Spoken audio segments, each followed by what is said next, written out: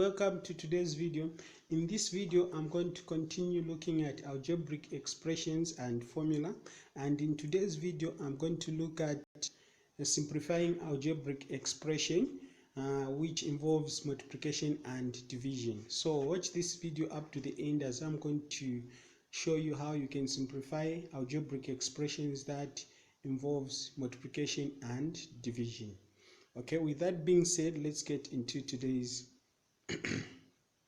lesson. So let me start by stating that you may multiply or divide like terms or unlike terms. So you can multiply an expression which has like terms and the one which has unlike terms. So this one is different from addition and subtraction, where you subtract and add like terms only. But when you're dividing or multiplying, you can divide or multiply like terms or unlike terms. Okay, so now let's go to the steps you follow in multiplying or dividing algebraic expression. So steps to follow when multiplying or dividing algebraic expressions. Step number 1 is multiply or divide the signs. So the first thing you need to do, you need to multiply or divide the signs. Okay, the signs we are talking about are positive or negative. If the number is a negative, you need to multiply the negative sign by, whether it's being multiplied by a positive, then you multiply a negative by a positive. If it's multiplied by a negative, then you multiply a negative by a negative. The second step you need to follow is multiply or divide the coefficients. So that means numbers. After multiplying the signs, you now come to multiply coefficients, which are numbers.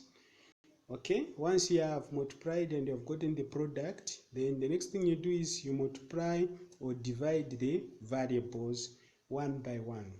Okay, so first thing, you multiply the signs. Second, you multiply the coefficients, which are numbers. The third step is you multiply or divide the variables one by one. Okay, now you should also note that when dividing algebraic expression, it is possible to cancel between the numerator and the denominator. Okay, so it's possible that when you are dividing, where it's necessary, you can just divide, you can just cancel out the numbers which are numerators or denominators. So if you cancel out on the numerator, that means you also cancel out the denominator. Okay, then you should also know that you divide by the same factor. So if the number cannot be cancelled out completely, you can find the common number that can go into the numbers you are dividing, and then you divide those two numbers by the common number, which is, I'm saying, you can, when you are dividing two numbers, you can find the highest common factor of those two numbers, then that is the one you're going to use to divide those two numbers. Okay, let me demonstrate what I'm saying through these four examples. Okay, I'm going to use these four examples. So let's start with the question 1. Question 1, we have 2a multiplied by 5b. 2a multiplied by 5b. So I'm going to write it down. So what I'm going to do is I'm going to follow those steps. So you multiply or divide the signs. Now, since these numbers are made of the positives, we can say positive by positive will give us positive, which when we multiply 2 by 5, when we go to step 2, we multiply 2 by 5 will give us 10, which we're going to write 10 there. Then when we multiply a multiplied by b will give us ab. That's why I've come up with 10ab, because we have multiplied a multiplied by b will give us ab. That's why I've come up with 10b. So that is the answer. Okay, question number 2, we have got 4p divided by 2q. Okay, so I'm going to write that. Then what I'm going to do is I'm going to look at the signs. We have got positive signs. It's positive 4 divided by positive 2. Okay, so I've got positive signs, so we are going to, when we divide a positive by a positive, will give us the answer, which is a positive. So we are going to divide now numbers. Now what we're going to do is, we have got 2 there and 4 there, so we can take it that 4p is the numerator and 2q is the denominator. So now what we can do is, we can find a common number that can go into both numbers. There is a common factor of 4 and 2, which is 2. So we're going to divide both sides by 2. Okay, because 2 is the highest common factor of 4 and 2. Once we have come up with such an expression, so what we're going to do, we'll start dividing. So we will divide 2 into 2, we have 1. Then 2 into 4 will give us 2.